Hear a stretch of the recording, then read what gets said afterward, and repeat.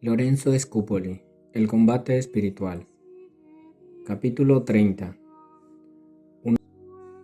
Una de las más traicioneras trampas que se nos pueden presentar en el camino hacia la santidad consiste en que, al considerar las virtudes y cualidades que tenemos, nos dediquemos a sentir complacencia y exagerada estimación de nosotros mismos, y así nos dejemos dominar por el orgullo, la vanidad y la vanagloria. Los santos aconsejan: hay que recordar miserias y debilidades pasadas para evitar orgullos presentes y futuros. Tenemos que decir con San Agustín: todo lo bueno que tengo es regalo totalmente gratuito de Dios. Lo único que poseo son mis debilidades y lo que he fabricado son mis maldades. Es necesario tener en la mente una verdad dicha por San Pablo, la cual nos puede librar de muchos orgullos y vanaglorias. Dice así: ¿qué tienes tú que no hayas recibido? Y si lo has recibido, ¿por qué te llenas de orgullo como si no lo hubieras recibido? Valorarse debidamente. Cada cual debe valorarse, separando bien claramente qué es lo propio suyo y qué es lo que ha recibido gratuitamente de Dios, y según eso, tener en cuenta qué motivos puede tener para enorgullecerse. Si de esa manera se califica, en vez de vivir con el alma llena de orgullo y vanidad, lo que hará será vivir dándole gracias humildemente al buen Dios. Una mirada al pasado. Tengo que pensar en lo que yo era hace 100 años, pura nada, y nada podía hacer por mi cuenta para llegar a hacer algo. Es necesario que me pregunte qué sería de mí si la misericordia y el poder de Dios no me hubiera conservado la vida. Si nuestro Señor me deja por un instante, volveré inmediatamente a la nada. El apóstol Santiago dice: somos humo que aparece por un momento y después desaparecerá. Y el santo Job afirmaba: el ser humano es como una flor, brota y muy pronto se marchita y se va como una sombra que desaparece. Si esto es lo que soy, ¿cómo puedo dedicarme a enorgullecerme y llenarme de vanidad? Y en cuanto a las obras espirituales, ¿debo pensar en esto? ¿Qué obras buenas podría yo hacer sin la ayuda de Dios? San Pablo afirmaba: no es que por nosotros mismos podamos nada, sino que nuestra suficiencia viene de Dios. El recuerdo de las faltas cometidas. Si me pongo a recordar la multitud de pecados que he cometido y hasta los que habría podido cometer si la bondad de Dios no me hubiera defendido y socorrido, y no encontraré en mí sino debilidad, infidelidad, malas costumbres y pérfidas inclinaciones, y este recuerdo debe llevarme y mantenerme humilde y a darle infinitas gracias a Dios, que tanto me ha perdonado y que de tantas maldades más me ha librado. La verdad y solo la verdad. Pero en estos juicios que hacemos acerca de nosotros mismos es necesario no exagerar ni afirmar nada que no esté de acuerdo con la verdad. No es decir que hemos hecho lo malo que en verdad no hemos hecho, ni que hemos cometido lo que en verdad no hemos cometido. Pero si nos contentamos con la verdad, ya con esto tendremos lo suficiente para humillarnos y no llenarnos de vano orgullo, y para no creernos superiores a los demás, pues no lo somos. Cuidado con una esclavitud, ya que en verdad no merecemos alabanzas, sino más bien humillaciones. Es necesario vivir muy alerta para no dejarse dominar de una esclavitud sumamente dañosa que consiste en vivir pensando en qué dirán los demás de mí, qué buen nombre tendré ante los demás, qué opinarán de mi proceder. Todo esto puede ser orgullo y vanidad y deseo de parecer bien, pero no aparecer humilde por orgullo. Es necesario aceptar las humillaciones y no querer aparecer ante los demás, pero que esto no sea para que nos tengan como personas humildes, porque entonces nos resultará que estamos demostrando humildad, pero por puro orgullo. Sepulcros blanqueados. Llamaba Jesús a esta clase de individuos y añadía que sus apariencias son hermosas como brillantes lápidas de cementerio, pero su interior es horrendo como la podredumbre de un sepulcro. Y si nos prodigan honores, puede suceder a veces que la gente nos felicite y digan alabanzas en nuestro favor. En esos casos debemos repetir la frase del salmista: no a nosotros, Señor, no a nosotros, sino a tu nombre sea la gloria. O lo que repetía el profeta Daniel: el Señor Dios se merece todo el honor y nosotros la confusión y humillación. Y volviendo nuestro pensamiento hacia la persona que nos alaba y felicita, repitamos interiormente lo que decía Jesús: solo Dios es bueno. Y pensemos: esta gente me alaba porque solo conoce externamente mis apariencias de bondad, pero si me conociera como soy en verdad, seguramente no alabarían así en mi favor.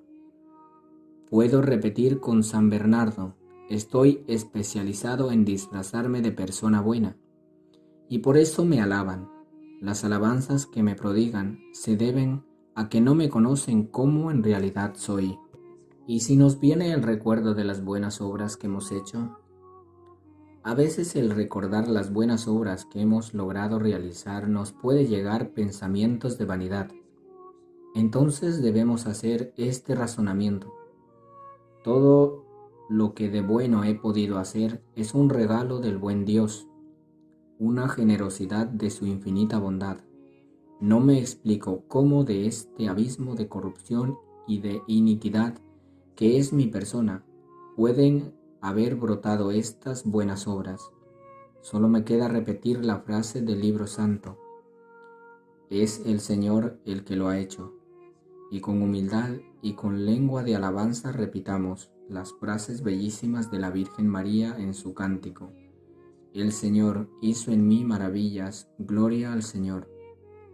Además de esto, debemos pensar que las obras buenas que hemos hecho durante todo el curso de nuestra vida no solamente no corresponden a la inmensa cantidad de luces y ayudas que hemos recibido de nuestro Señor, sino que han estado acompañadas de grandes defectos e imperfecciones, y que quizás en numerosos casos le faltó aquella pureza de intención de hacerlas únicamente para gloria de Dios y bien de las almas. Y si las examinamos bien, quizás en vez de producirnos vanagloria, nos llenará de confusión al ver cuánto mejor las podríamos haber hecho y cómo las manchamos con tantas imperfecciones. Una comparación provechosa. Cuando alguien cree haber llegado a un alto grado de perfección en un arte, por ejemplo, la música, basta que vaya a un concierto donde un gran maestro da unas demostraciones de sus altísimas cualidades artísticas. Al escucharlo se le disminuye muchísimo al principiante su creencia de que ha llegado a muy alto grado en ese arte. Así nos puede suceder si comparamos nuestras buenas acciones con las de los santos. Tendremos entonces que repetir lo que decía aquel gran predicador: comparados en santidad y buenas obras con los grandes santos, nosotros no somos más que unos pollos mojados y unos burros muertos. ¿Y qué diremos si comparamos nuestra virtud y nuestras buenas obras con las de Jesucristo? Sería como comparar a un insignificante gorgojo con una altísima montaña. ¿Qué son nuestros sufrimientos y nuestro amor a Dios y a las almas comparados con los del Salvador? Y si nos comparamos con Dios, con su santidad infinita, con sus maravillosas obras y su continuo obrar en favor de todos y su generosidad sin límites y su capacidad inagotable de perdonar y su pureza total, ¿quién podrá sentir orgullo comparándose con Dios? No exponer los tesoros.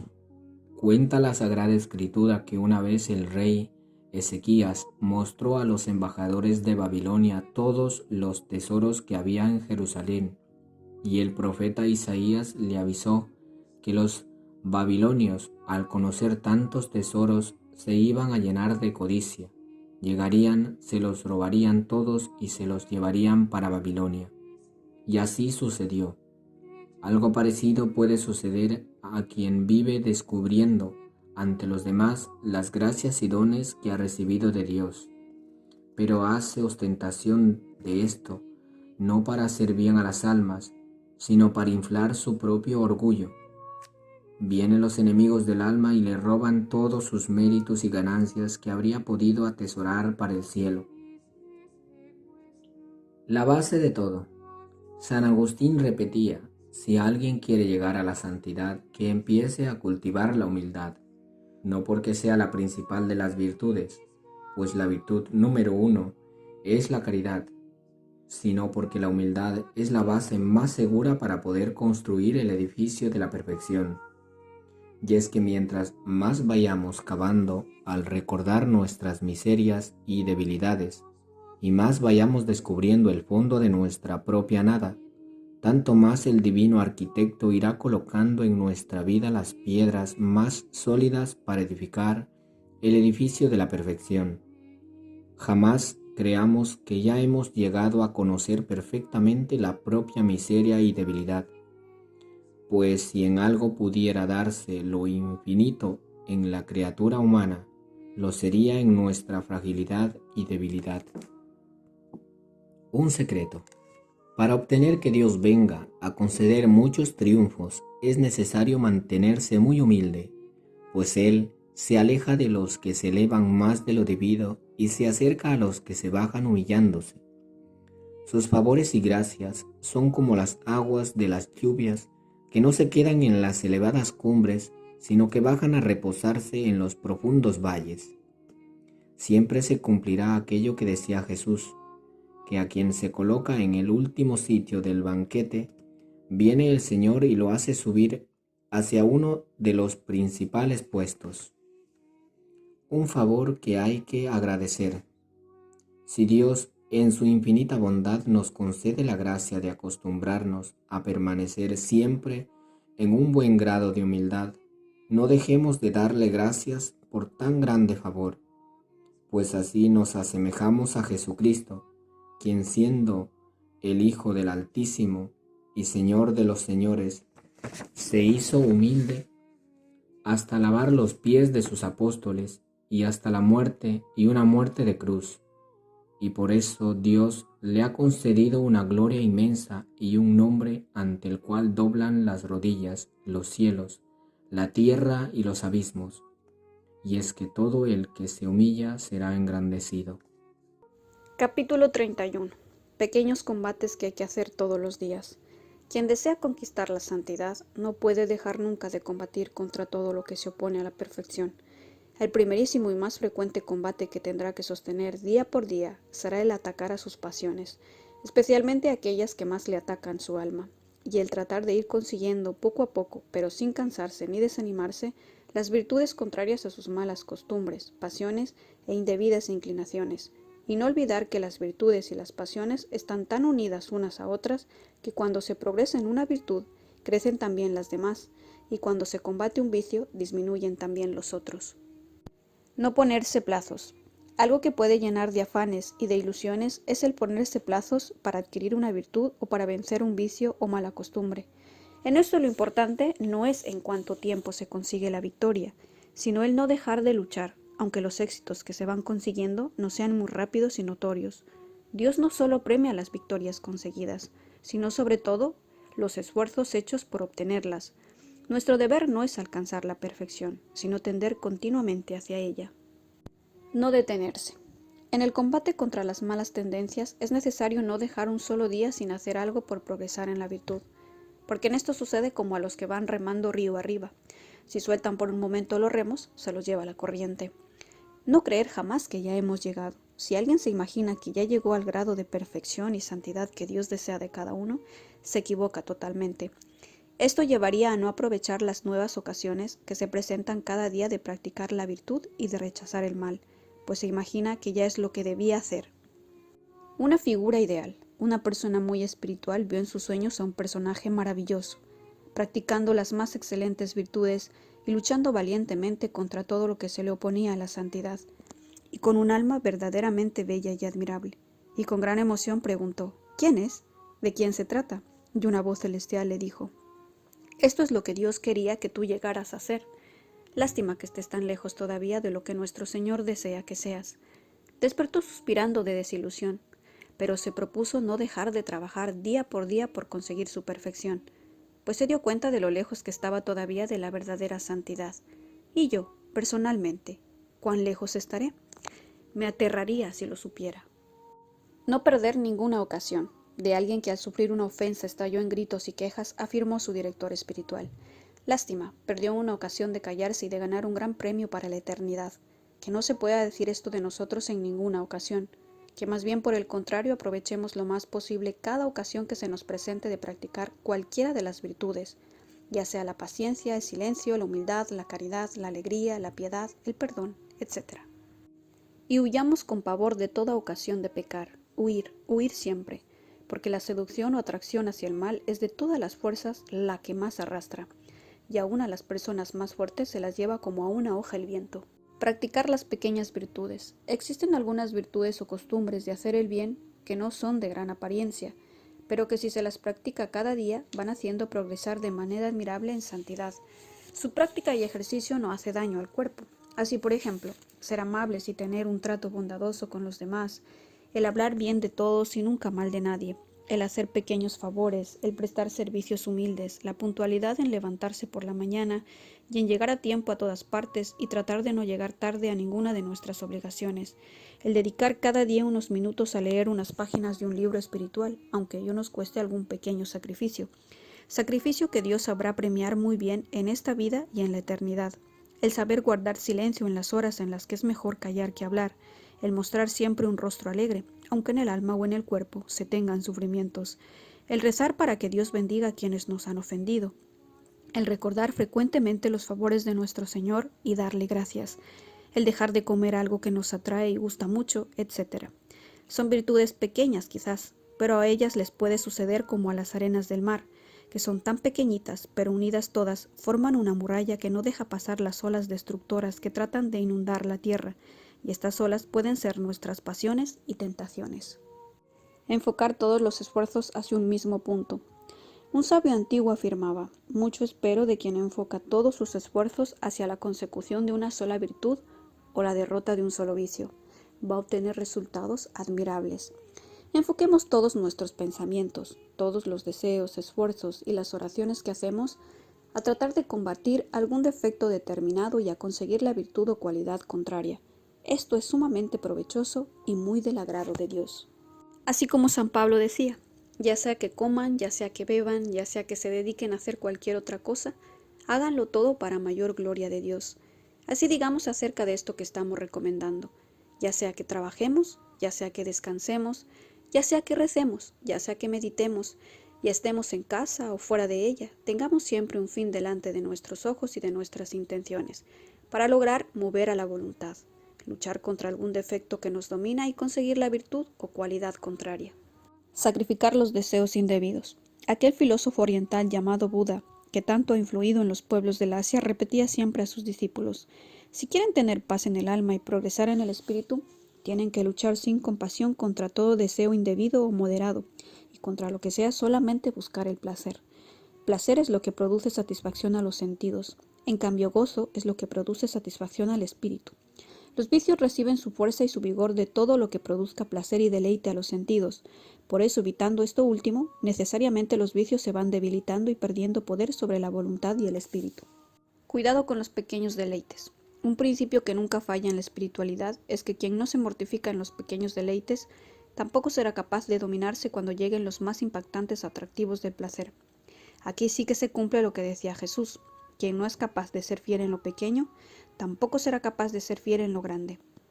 Aunque los pequeños placeres no sean culpas graves ni ofendan a Dios notoriamente, sin embargo el no ser capaz de hacer el sacrificio de abstenerse de ellos va debilitando la voluntad y la prepara negativamente para que cuando lleguen los grandes combates ya no sea capaz de resistir. Así, por ejemplo, ciertas demostraciones muy sensibles de cariño, miradas demasiado afectuosas, apretón de manos, pequeñas caricias en el rostro, comer frecuentes golosinas durante el día, andar mirando con curiosidad a los alrededores y vivir oyendo con curiosidad noticias del mundo y habladurías de los demás, no ser capaz de callar ciertas vivezas que llegan a la mente, etc. Todo esto no será una ofensa grande a Dios, pero sí contribuye mucho a debilitar la voluntad. No olvidemos nunca el aviso de San Pablo. Si vivimos dándoles gusto a las inclinaciones de la carne, terminaremos muy mal, pero si con la ayuda del Espíritu Santo refrenamos los deseos del cuerpo, terminaremos teniendo la vida plena. Un consejo muy provechoso. Si alguien no ha hecho una confesión general de toda su vida, sepa que le servirá de gran provecho para su adelantamiento espiritual y para la paz de su espíritu el que se consiga un librito que hable acerca de cómo hacer una buena confesión y lo lea despacio, 2 o 3 veces, y después busque un sacerdote comprensivo y muy espiritual, y a una confesión de todos los pecados que recuerde de su vida. Verá qué alegría tan profunda la que va a sentir. Es un comenzar, una nueva etapa de su vida, en 0 pecados. Es un borrón y cuenta nueva. Y pídale al confesor que le conceda también la absolución de todos aquellos pecados que se le hayan olvidado o se le hayan quedado sin confesar. Entonces sí que se cumplirá lo que dijo Jesús. A todo el que le perdonen los pecados, le quedan perdonados. Pedir esto es como repetir lo que el salmista le suplicaba al Señor. Oh Dios, perdóname los pecados que se me ocultan. Y Cristo nos dirá lo que le dijo al paralítico y a la pecadora. Tus pecados quedan perdonados. ¿Qué mejor nos puede decir? Será la más consoladora de todas sus noticias. Quien es fiel en lo poco, también lo será en lo mucho.